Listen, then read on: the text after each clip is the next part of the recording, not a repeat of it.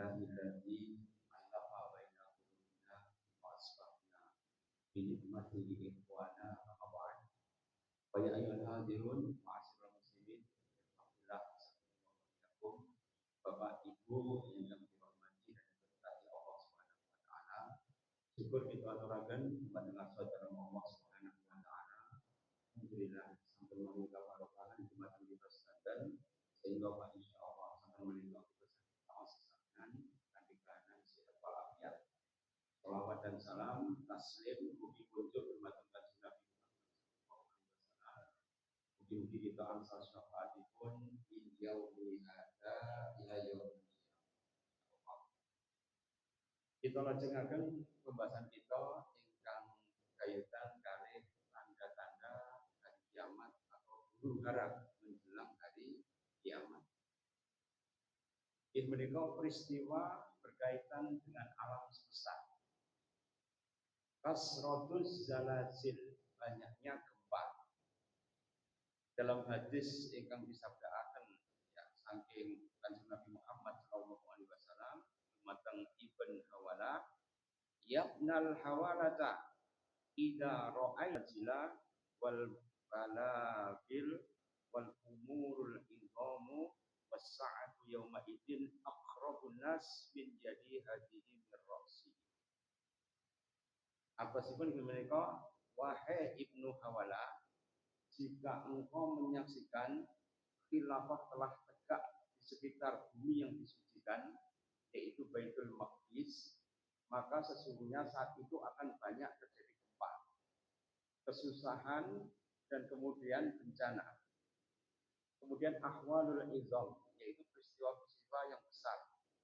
Pada saat itu hari kiamat telah dekat kepada manusia, lebih dekat dari tanganku ini dengan kepalamu. Artinya apa? Kalau sudah ada khilafatu fil ardil muqaddasah, yaitu sudah ada khilafah di tanah Palestina. Kira-kira ya, TV antara Palestina sama Israel menang pundi berarti? Kalau Palestina menang, kira-kira khilafah akan berdiri apa tidak? Kalau berdiri, kira-kira kiamat menjadi semakin dekat apa tidak? Di sini. Ya Abnal Hawala, wahai Ibnu Hawala, idza ra'aital khilafata fil ardil muqaddasah. Dan sekali ini, wahai Ibnu Hawala, kalau kamu melihat ya pemerintahan sudah ada di bumi Palestina, itu Baitul Maqdis, ya, maka kemudian akan ada tanda-tanda kiamat yang jaraknya antara tanganku dengan kepalamu itu ya, sangat dekat. Dengan sahabat kalau ngajinya dekat sekali dengan Rasul. Karena itu Rasul mengatakan ana wasa'ah kahadain, aku dan hari kiamat kahadain, seperti dua jari yang dilekatkan. Sungguh sangat dekat sekali.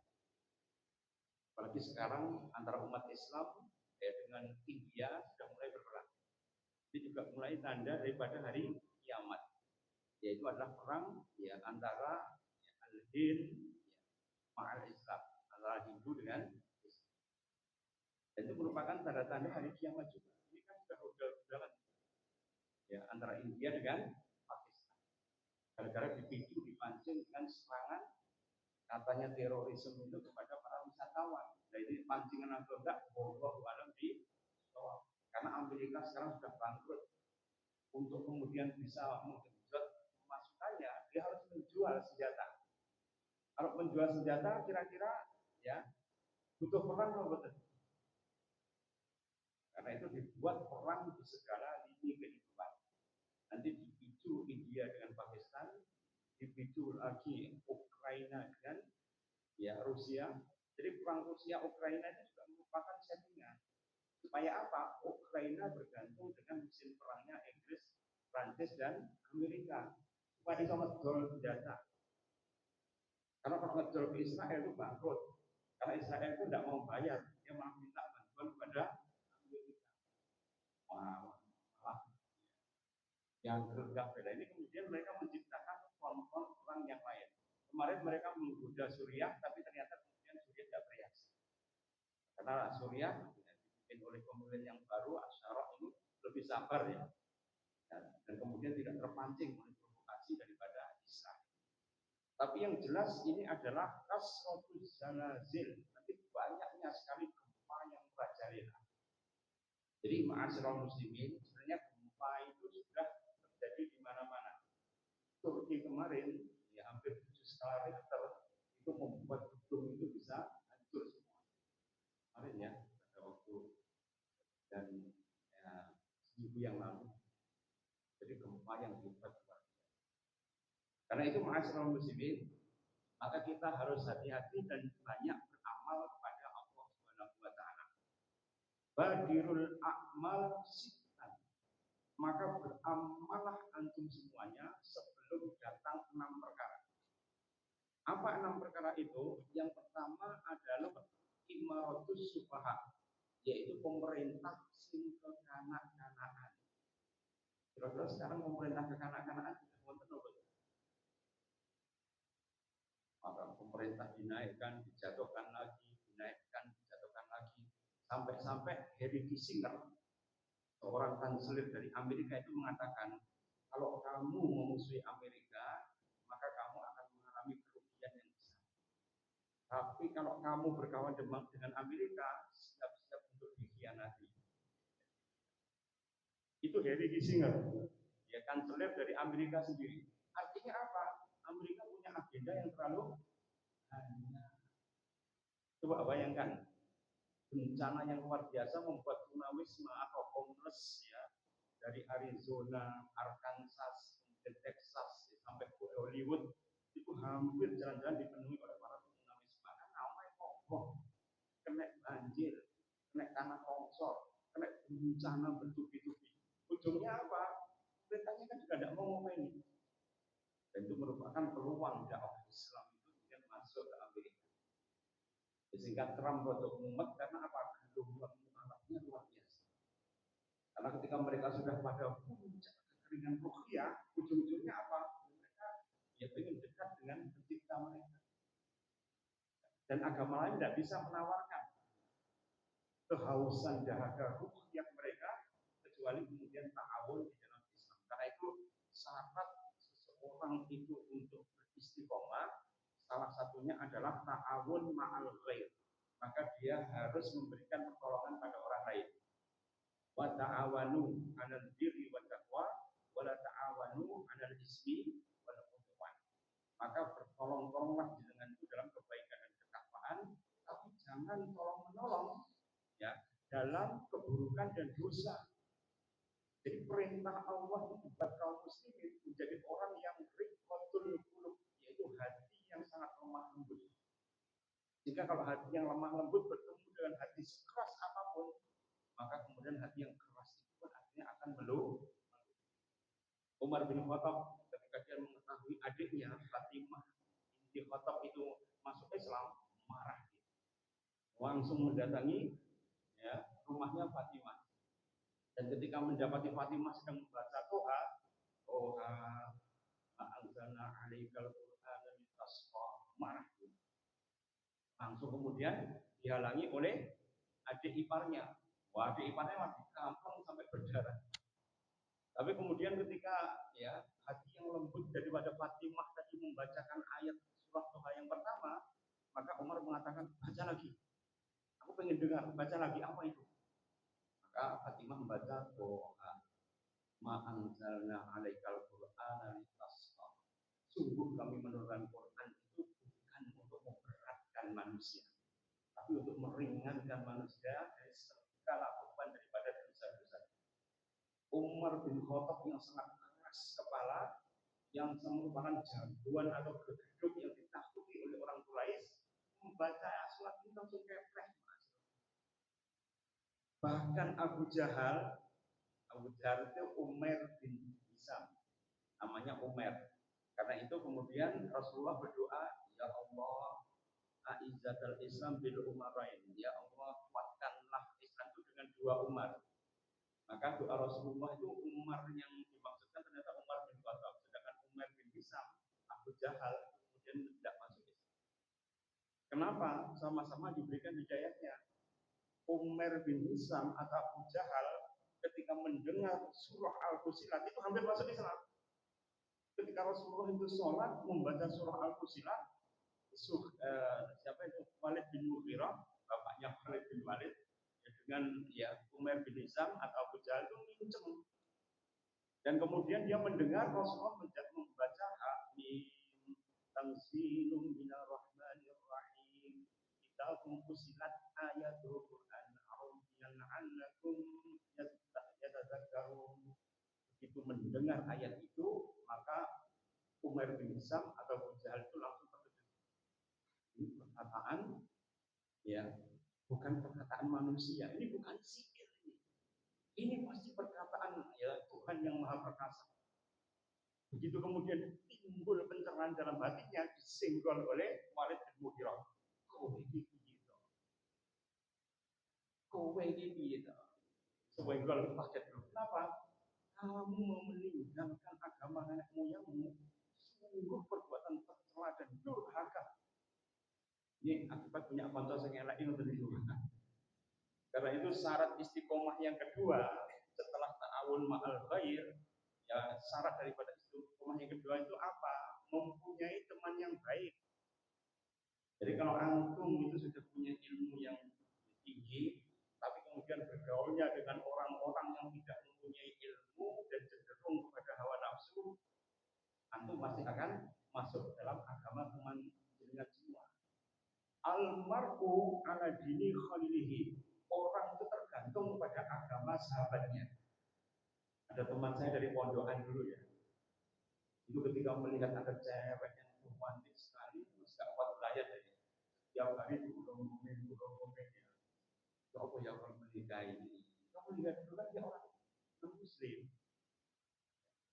Aku buat ini, insya Allah buat santri. Dia sombong dulu dia.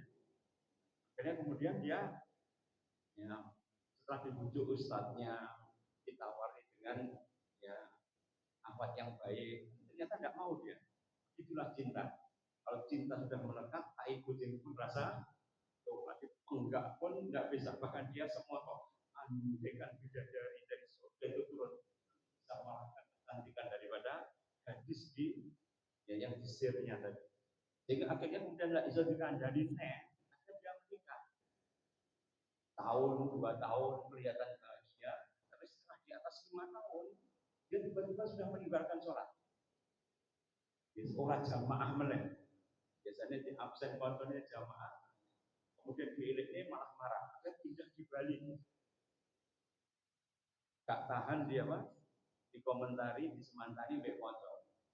Begitu dia pindah di Bali, 2 tahun kemudian ternyata kedengaran dia sudah kota. Santri ini mas, haji bertahun-tahun. Dan itu ternyata amblas hanya gara-gara apa? Ya cinta. Ya begitulah cinta, deritanya tidak berakhir. Jadi kalau orang itu sudah melabui seperti tadi, kadang-kadang kemudian tidak pernah. Sampai sekarang pun ceritanya dunia kalam, dunia khobar. Hingga enek ceritanya, hingga kedengaran daripada uangnya. Sampai sekarang tidak pernah ada kabar berita. Jadi ma'asyiral muslimin, kalau orang itu kemudian mempunyai keistiqomahan dan Allah Subhanahu wa taala, pasti dia berusaha untuk menjadi orang-orang yang tetap mustaqimah. Maka kita harus beramal soleh sebelum datang yang namanya imaratus sufaha, yaitu adalah banyaknya pemimpin tapi ke kanan. Kemudian yang kedua, sebelum datang kasratus surat. Kasratus surat itu banyaknya petugas keamanan. Jadi petugas keamanan ada yang negeri, tapi juga ada yang swasta. Bayangkan ya, ada seorang preman itu bisa memerintah jenderal. Kalau itu petugas keamanan apa enggak ya? Ada kemudian banyak sekali orang-orang yang mengaku sebagai surat. Surat itu adalah petugas keamanan. Kalau di Bali kan memang ada petugas keamanan adat namanya pecalang. Ya, tapi kalau kemudian di seluruh Indonesia ada grip gitu ya, pimpinan dan pules tadi. Kemudian juga ada pimpinan daripada orang-orang Betawi. Itu banyak sekali. Premanisme itu kemudian melebar di mana-mana. Kalau bersengkongkol dengan politik, ujung-ujungnya apa? Akhirnya bisa menaikkan orang-orang itu yang mempunyai imaratus sufaha, yaitu pemimpin yang kapasitasnya itu sufaha. Sufaha itu bodoh, kayak anak kecil, childish dan kekanak. Karena apa yang diangkat orang-orang tidak kapabel. Karena mereka hanya mengandalkan kasratus surat, banyaknya petugas keamanan. Kemudian yang ketiga yaitu adalah yabiul hukum, yaitu mereka memperjualbelikan hukum.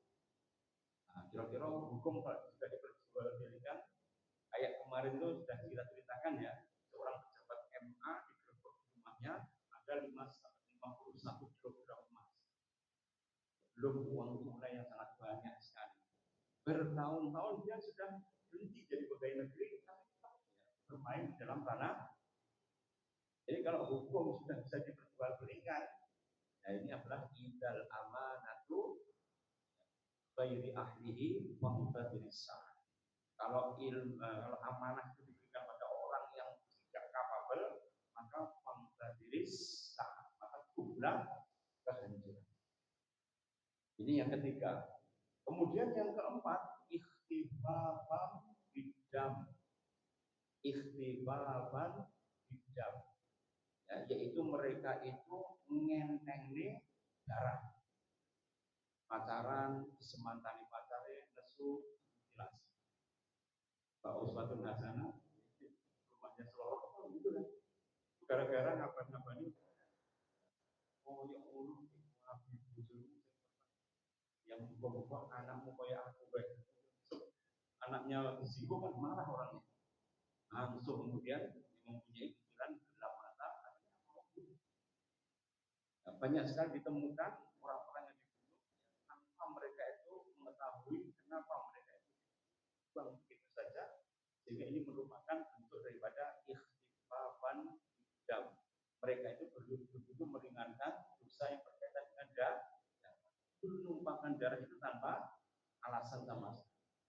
Kemudian yang kelima, yaitu sebelum datang, yang kelima apa? Qati'ur rahim. Qati'ur rahim itu adalah terputusnya tali silaturahim. Jadi sekarang ini dengan sangat tinggali ya, banyak orang yang kepaten obor, ngelabui reoni, ya, tapi kemudian tidak memperhatikan keluarga terdekat. Ya ada. Ya, makanya reoni itu bukan silaturahim. Silaturahim itu hanya kepada akorib. Akorib itu apa? Kepada kerabat. Tidak boleh tak ulang-ulangi ya. Kepada kerabat. Yang terikat dengan apa? Nasab dan terikat pada perkawinan. Itu baru kemudian silaturahim. Ya, tapi kalau bertemu dengan yang lain, lah CLBK. Cinta lama bersemi kembali. Menimbulkan banyak perkawinan baru itu ya gara-gara ya, adanya medsos itu, kemudian bertemu sana sini, ketawa sini, cipika-cipiki, ujung-ujungnya apa? Ya, kemudian yang terjadi insilah terpencil dari jalan yang sudah diridhoi oleh Allah Subhanahu wa taala. Kemudian yang keenam, sebelum datang yuqaddimul Quran mughaniyah, yaitu mereka menjadikan ittaqatul Quran mughaniyah. Menjadikan Quran apa? Menjadi cuma sebagai mughaniyah, nyanyian saja. Cuma dilakukan di tempat-tempat seremonial, tapi tidak walam tak maluhi, tidak kemudian diamalkan dalam kehidupan sehari-hari. Yuqaddimun nasa li abadin, mereka itu hanya menyajikan Quran kepada sebagian daripada manusia sebagai apa? Bentuk daripada kebanggaan saja. Jadi ma'asyiral muslimin, Quran itu akan bercahaya menjadi nuran atau menjadi cahaya itu kalau kemudian mereka Al-Quran itu diamalkan dalam kehidupan sehari-hari. Sahabat Nabi ketika mereka itu ya, menghafalkan Quran, mereka melaksanakan cuma 10 ayat. Karena itu kenapa Rasulullah mengatakan umatku yang terdahulu zaman para sahabat itu sulit menghafal Quran, tapi mereka mudah mengamalkannya dalam kehidupan sehari-hari. Nanti menjelang akhir zaman banyak mudah yang menghafalkan Quran, tapi sulit untuk mengamalkan dalam kehidupan sehari-hari. sekarang ini anak-anak itu kalau menghafal Quran SD, SMP sudah khatam, orang tuanya bangga sekali. Sebenarnya kebanggaan itu jangan terlalu berlebihan. Karena apa? Yang dimaksud oleh Allah Subhanahu wa taala bukan tahfidz atau menghafalkan saja, tapi melaksanakan dalam kehidupan sehari-hari. Wa nunazzilu minal Qur'ani ma huwa shifaa'un wa rahmatun lil mu'minin. Kami menurunkan Quran, wa nunazzilu minal Qur'an dalam rangka apa? Supaya Quran itu menjadi shifaa'un lima fis sudur, menjadi penyembuh dari hati-hati yang sakit. Karena kalau hati sudah sakit itu kemudian mereka akan benyong. Tahu yang benyong? Imam Syafi'i mengatakan kalau orang itu diberikan dengan 4 hal ini, dia mendapatkan khairu minad dunya wal akhirah, mendapatkan kebaikan di dunia sampai di akhirah. Apa keempat tadi? Yang pertama adalah qalbun sakirun. Qalbun sakirun, yaitu ada hati yang bersyukur. Kemudian yang kedua, lisanun zakirun, yaitu lisan yang senantiasa berzikir kepada Allah Subhanahu wa taala. Jadi lisan itu ya akan memberikan keridhaan dari Allah Subhanahu wa taala, mardhatu li rabbih, mendapatkan ridho dari Allah Subhanahu wa taala kalau dia mengamalkan 4 hal. Yang pertama apa? Lisan yang digunakan untuk tilawatul Quran. Yang kedua, lisan yang digunakan untuk zikrullah. Kemudian yang ketiga, lisan yang digunakan untuk amar ma'ruf dan nahi anil. Kemudian yang keempat, lisan yang digunakan untuk sesuatu yang fakunas, sesuatu yang bermanfaat bagi manusia, berdagang, berjualan, berjanji, bersumpah, ya sejati, ya tidak kemudian melayani daripada perjanjian, berkata yang baik, andap asor, dia berkata dengan lemah lembut kepada orang tua. Wala taqul lahum ufin. Jangan kau mengatakan pada orang tuamu itu uf. Itu salah satu bentuk daripada menjaga lisan. Jadi kalau lisan itu berada dalam 4 hal ini pasti diridhoi oleh Allah Subhanahu wa taala. Tapi kira-kira lisan sekarang digunakan untuk itu apa enggak? Digunakan untuk sulit Mas. Karena itu ya lisan itu kemudian harus ditoto supaya orang itu kemudian tidak mendapatkan bencana yang luar biasa di sisi Allah Subhanahu wa taala. Karena bencana ini datang menjelang nanti ketika tanah Palestina itu kemudian sudah tegak pemerintahan.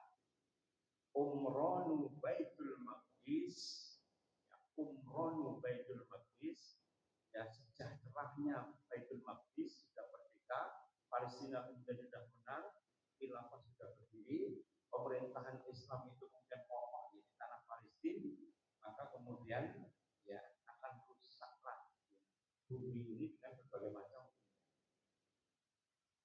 di ma'asyiral muslimin. Ya, kalau kita melihat gejala seperti ini, gejalanya sudah mengarah ke sana semua.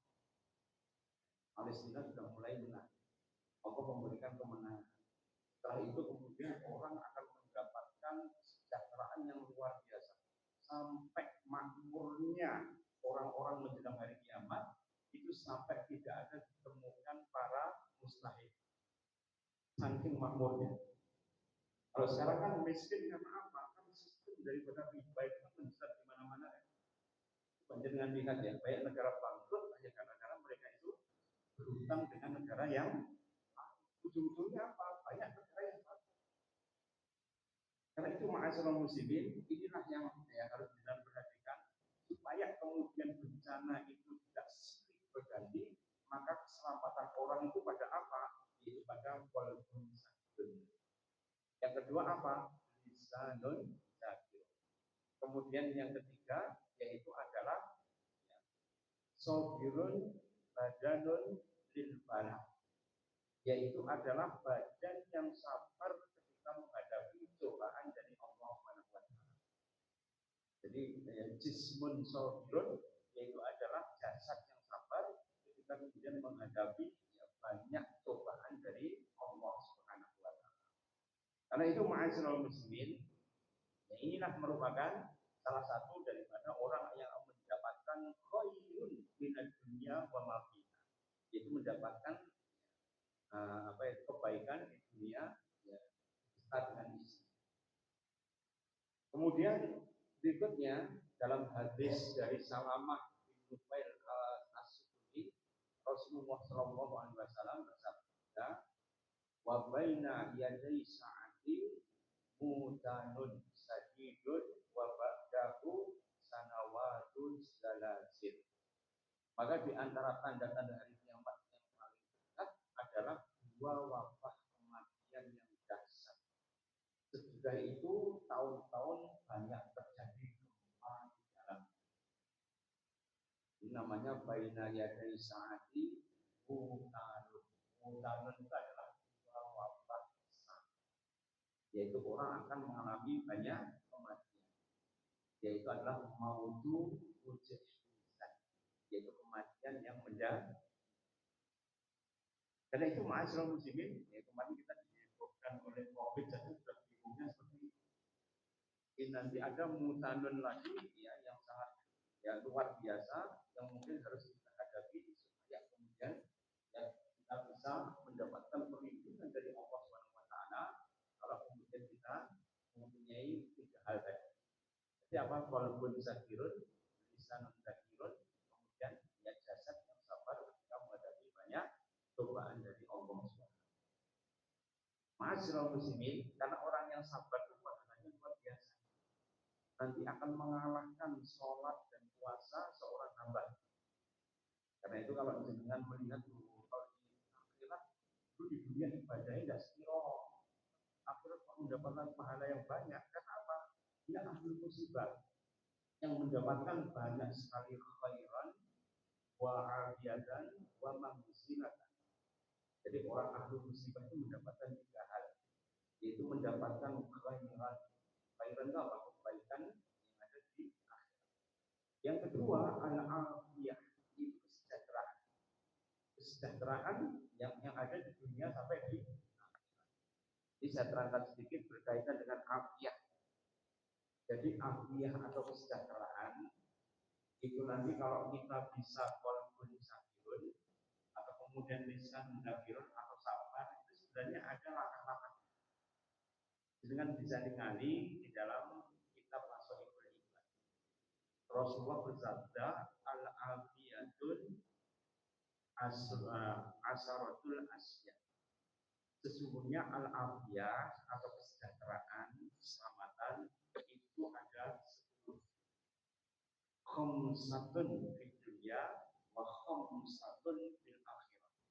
5 di dunia dan 5 di akhirat. Jadi kalau orang itu ingin selamat, mendapatkan kebaikan, mendapatkan keselamatan, ya kalis nir sampai kolok. Kalau orang dulu cuma ya kalis nir sampai kolok, ada yang kemudian berusaha untuk selamatan, perawatan. Kan kalau orang Jawa itu nek anaknya kontang anting, ya, atau anaknya itu sendang kapit pancuran kapit sendang, atau kemudian anaknya itu pendowo kedawi, potong mayit ya, dan sebagainya, ini kemudian harus diruat. Karena apa? Ya, yang kemudian tidak sesuai dengan mempunyai yang namanya risiko. Apa? Membuat nasib buruk. Apalagi kalau dia lahir pada hari Selasa, itu kan ada yang namanya ya, anggorokasi. Ada beberapa hari karena Allah itu menciptakan alam semesta. Innallaha khalaqas samawati wal ardi fi sittati ayyamin tsumma stawa ila samai yaumal sabt. Sungguh Allah menciptakan langit dan bumi itu selama 6 masa. Tsumma stawa ila samai, kemudian Allah itu istiwa di langit pada hari ke-7. Wa khalaqa turba fil yaumis sabt. Maka Allah itu kemudian ya membuat turbah atau tanah itu pada hari Sabtu. Wa khalaqa jibala fi yaumil ahad. Kemudian Allah membuat jibal atau gunung itu pada hari Ahad, hari Minggu. Mana orang-orang pada hari Minggu kan biasanya naik gunung. Dan itu naluri mereka kalau pas perayaan itu mereka mesti senang kepada gunung karena apa? Diciptakan gunung pada hari Minggu.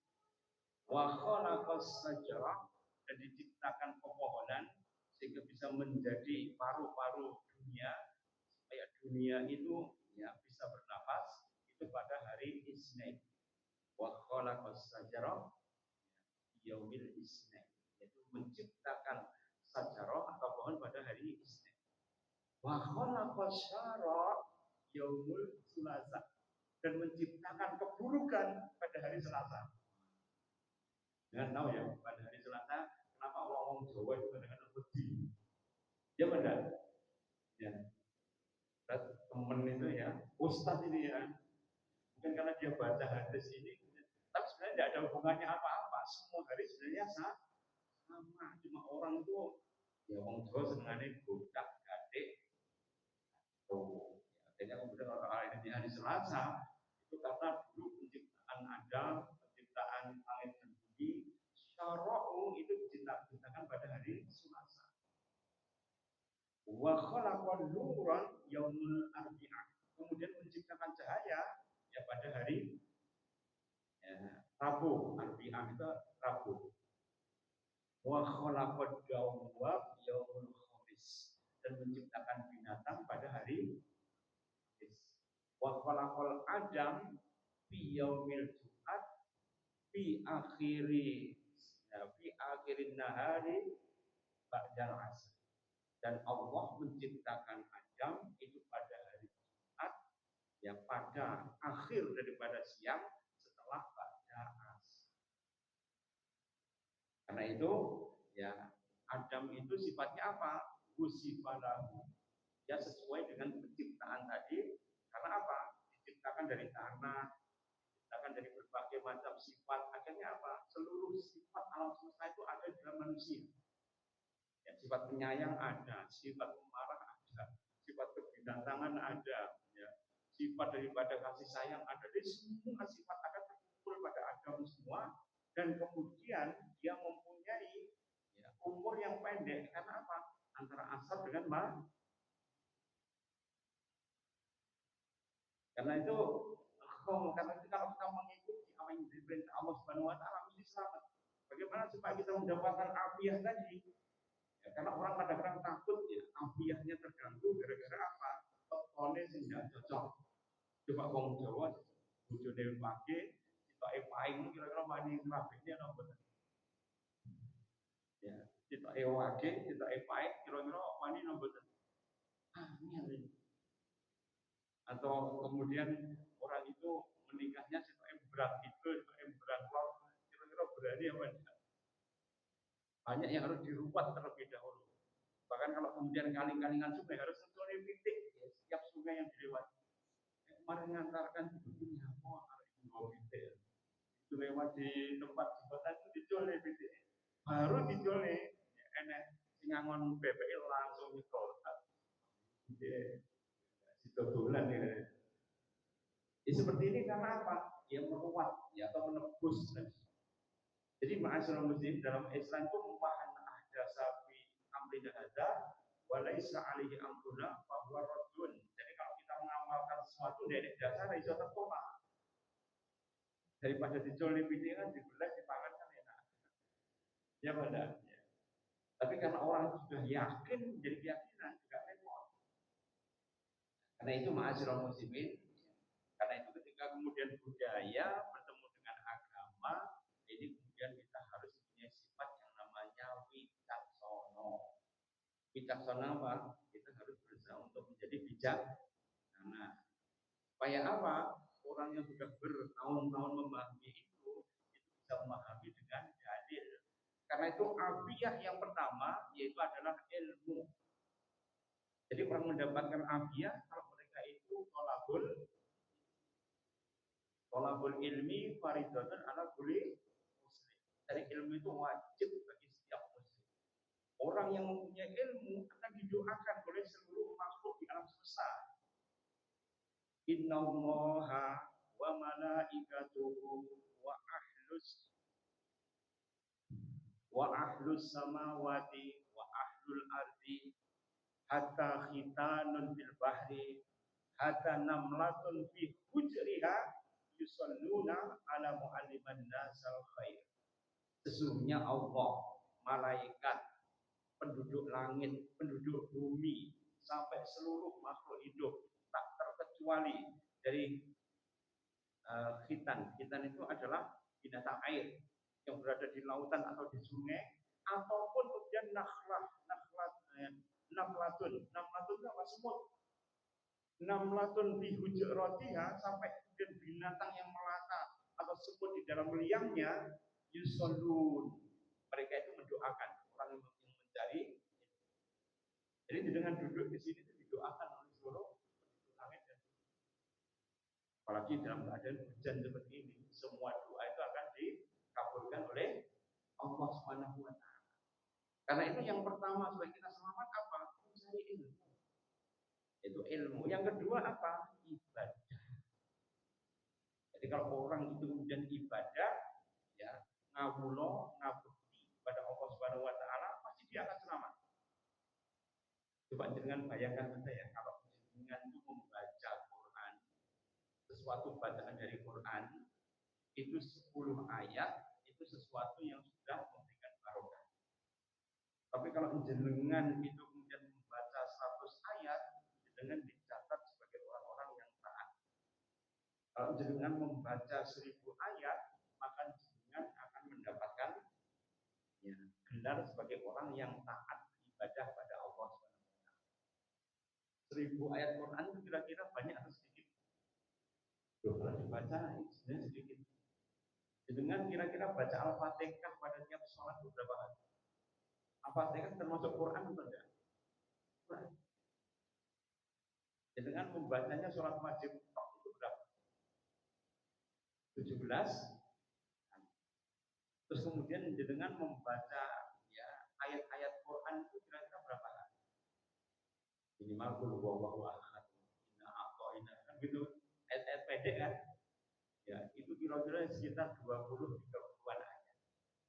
Kalau jenengan baca Quran, ya, atau kemudian membaca ayat-ayat panjang, dengan kenapa? Kalau kita mempunyai hafalan itu hafalan yang panjang. Dalam, ya, kitab Nasaihul Ibad, minimal seumur hidup jenengan harus menghafalkan ayat-ayat munjiat. Ayat munjiat itu adalah ayat yang menyelamatkan kita di dunia sampai di akhir. Apa itu ayat munjiat? Yang pertama itu Yasin.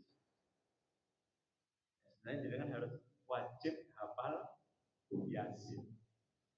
Yang kedua, ya, wajib hafal, ya, surah Ad-Dukhan. Ad-Dukhan itu adalah surat yang akan membuat jenengan tenang, tidak akan menjadi takut menghadapi, ya, bencana atau huru-hara menjelang kiamat atau sesudah kiamat. Surat Ad-Dukhan. Kemudian jangan lupa, ya, membaca surat, ya, yang 30, yang merupakan surah yang bisa menyelamatkan kita dari siksaan, ya, api neraka dan siksaan di alam barzakh. Apa 30 ayat itu yang harus kita baca menjelang tidur? Yaitu surat Al-Mulk. Kalau kita jelas sudah apa surat Al-Mulk, belum derek? Dan Al-Mulk, ya. Tabarakalladzi biyadil mulku wa huwa ala kulli syai'in qadir, alladzi khalaqal mauta wal hayata liyabluwakum ayyukum ahsanu amala, ila akhir ayat. Kalau dengan membaca setiap hari, nah, itu bayangkan saja Rasulullah itu pernah suatu saat dengan sahabat, kita biar Rasulullah mengatakan, siapa yang membaca surat Tabarak? Saya, ya Rasulullah. Rasulullah kemudian bersabda, sungguh ada ahlul janazah yang dikuburkan di sini, gara-gara bacaanmu dia diampuni oleh Allah Subhanahu wa taala. Bayangkan orang yang sudah mati lama, orang kenal, dia cuma lungguh dong, ya, orang yang apa-apa membaca surat Tabarak, ahlul mayit di situ kemudian mendapatkan ampunan dari Allah Subhanahu wa taala. Apakah lagi kalau kita baca ditujukan pada si mayit? Kira-kira lebih dahsyat loh, luar biasa macam. Tapi kaum muslimin banyak melupakan ayat-ayat ini. Surat Al-Mujiyat itu bentuk daripada ta'abud atau ibadah kita pada Allah Subhanahu wa taala supaya kita Nanti Yasin 83 ditambah ya surah Tabarok atau Bari'ah atau Al-Muluk itu 30 ayat. 30 tambah 83 kira-kira wis 100 wis nomor. Lebih. Jadi dengan baca dua ayat ini sudah yang mendapatkan banyak sekali. Jadi catat oleh Allah termasuk orang-orang yang ibadah dengan hakul ibadah ini dengan sebenar-benarnya. Karena jangan lupa baca ya Yasin kalau belum apa ya baca dengan Al-Quran. Nanti kalau dibaca berulang lama-lama akan hafal sendiri. Nah, surat Ar-Rahman. Kalau dengan hafal surat Ar-Rahman itu nanti akan mendapatkan banyak pengayoman dan kasih sayang dari Allah Subhanahu wa taala. Apa-apa dimenahne oleh Allah Subhanahu wa taala. Jalan tuh dengan pasti niat nopo mawon nanti akan dimudahkan oleh Allah Subhanahu wa taala. Kenapa di situ ada ayat babi ayyi ana rabbika tukadziban. Kemudian surah yang berikutnya ya, yaitu adalah surah Al-Waqiah. Barang siapa yang membaca surah Al-Waqiah, maka dia akan mendapatkan cuman. Ngangen-ngangen tuku mobil cukup. Ngangen sekolah di anaknya cukup juga. Tapi orang kan jarang baca ini kan. Karena orang jarang baca ini akhirnya tidak bisa menghayati. Mereka harus mengulang-ulang. Ya indah waqa'atil waqi'ah laisa liwa'atiha katiban khafidatur rafi'ah. Bayangkan ya Umar bin Abdul Aziz itu membaca Khafidatur Rafi'ah dari surah ini. Ya Khafidatur Rafi'ah dibaca sejak jam 10 sampai menjelang sahur. Diulang-ulang Khafidatur Rafi'ah. Wah, ini kadang-kadang membaca ini kan cepat-cepat cepet gitu ya. Apalagi kemudian baca Quran pun ya masih gotong royongan gitu. Mau juz siji ya, lupa. Ya tidak apa-apa begitu. Tapi sebenarnya yang paling afdal adalah ketika kita baca sendiri, kemudian tidak usah ya terlalu cepat-cepat lalu hari di sanaka tidak jarabi. Surat Al-Qiyamah itu kalau kamu membaca ya lalu hari di sanaka jangan kamu percepat bacaan. Ini versi ayat-ayat yang panjang. Yang pendek apa? Inna anzalnahu fi lailatul qadar. Jangan sampai lupa. Kemudian ya kul ya ayyuhal kafirun, kemudian mu'awwadzatayn ya surat An-Nas dan Falaq, kemudian surat Al-Ikhlas. Itu yang wajib dengan hafal luar kepala. Kalau itu kemudian hafal, insya Allah dengan akan mendapatkan kuncian keselamatan. Diambil dari kitab apa? Kitab Nasoihul Ibad bagian terakhir. Ya Ibnu Hajar Al-Asqalani memberikan pesan pada dan yang bisa menghafalkan ini supaya apa bisa selamat. Insya Allah kita teruskan minggu depan berkaitan dengan al-Injil supaya kemudian kita tidak mendapatkan banyak bencana menjelang akhir zaman ini. Kali semir sampai kolom dari kita dan seluruh dunia kita selamat di sini berdua. Aku lupa hadza wassalamualaikum warahmatullahi wabarakatuh. Kita tutup dengan doa kafaratul majlis. Subhanallah wa bihamdihi. Assalamualaikum warahmatullahi wabarakatuh.